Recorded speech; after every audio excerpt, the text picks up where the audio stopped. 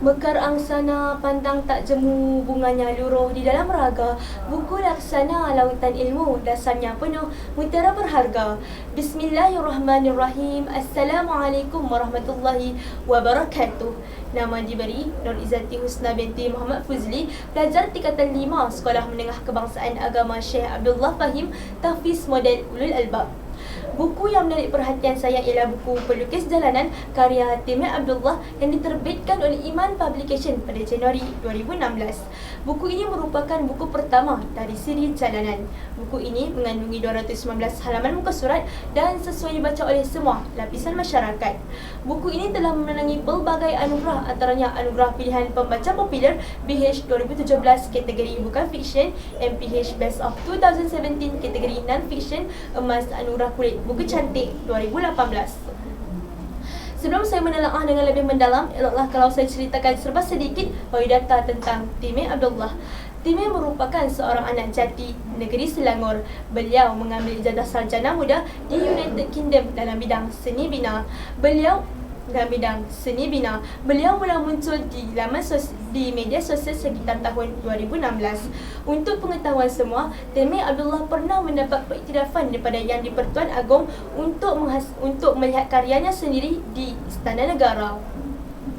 Timmy merupakan seorang pelajar cemerlang CJ Pelajaran Malaysia yang dianugerahkan beasiswa penuh untuk satu program persediaan ke luar negara, iaitu program A-Level selama 2 tahun. Tetapi perkara yang sedikit aneh berlaku kepada Timmy, dia seolah-olah hilang minat untuk belajar. Dengan bakat yang dipinjamkan oleh Allah Subhanahu Wa Taala, Timmy mula menceburi dalam bidang perniagaan dengan menjual lukisan-lukisan secara atas talian dan perniagaan printing t-shirt. 2 bulan sebelum peperiksaan akhir A-Level, Timmy mula tersedar dari lamunannya. Dia berusaha dengan bersungguh-sungguh. Namun, hidup tak selalu indah, langit tak selalu cerah. Timmy kekurangan satu mata sahaja daripada syarat yang dikenakan oleh penaja, iaitu 12 mata daripada 15 mata. Atau erti kata lain, Timmy tidak mendapat beasiswa untuk melanjutkan pelajaran ke luar negara. Rasa penyesalan mula menebas dalam hidup Timmy hingga menyebabkan dia berputus asa untuk menuntut ilmu. Namun, kata-kata si ibu membuatkan dia bangkit untuk meneruskan pelajarannya. Bermulalah dugaan demi dugaan yang terpaksa dihadapi oleh Timmy. Kehilangan wang pada hari pendaftaran, terpaksa makan nasi dengan garam dan difitnah oleh rakan seuniversitinya hingga dia hampir-hampir untuk mengulangi semester. Namun, segala dugaan dan cabaran dapat ditempuhi dengan pertolongan Allah. Kini, Timmy sudah bergelar seorang arkitek terkenal di United Kingdom. Karyanya juga sudah tersebar di seluruh media sosial, termasuklah laman web terkemuka. Dia juga sering berkongsi inspirasi dengan pengikutnya dari serata dunia dan lebih dikenali sebagai seorang yang misteri. Jadi, pelbagai nilai yang saya boleh perolehi daripada pembacaan buku ini, antaranya nilai kesedaran.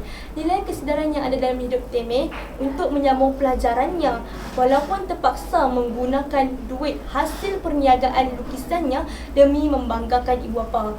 Nilai kesedaran inilah yang akan mengeluarkan kita daripada zon selesa bagi menjamin kehidupan yang lebih baik. Nilai yang kedua ialah nilai sabar. Nilai sabar Timmy yang bersabar dengan segala ujian dan rintangan yang ditempuhi ketika pembelajaran di United Kingdom. Allah Subhanahu Wa Taala ada berfirman dalam surah Al-Baqarah ayat 155. Dan kami pasti akan mengujimu dengan sedikit kelaparan, kekurangan harta, jiwa dan buah-buahan. Dan bergembiralah orang-orang yang sabar. Timmy Abdullah juga ada menyatakan dalam buku ini, jika diberi peluang berpatah balik masa, perbetulkan semuanya, mengelak kegagalan berlaku dan hidup dengan selesa, aku akan memilih untuk tidak lakukannya. Kerana pengalaman inilah anugerah bernilai Allah kepada aku.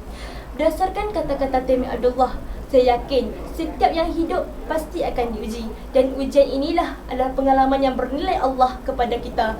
Pengalaman inilah yang akan menjadikan kita seorang yang lebih matang pada masa hadapan. Kesimpulannya, kita mestilah yakin dengan aturan Allah, kerana la yukallifullahu nafsan illa wus'aha. Allah tidak akan membebani seseorang melebihi tahap kemampuannya. Kalau ada sumur di ladang, bolehlah kita menumpang mandi. Kalau ada umur yang panjang, insya-Allah bertemu lagi. Sekian, Assalamualaikum warahmatullahi wabarakatuh.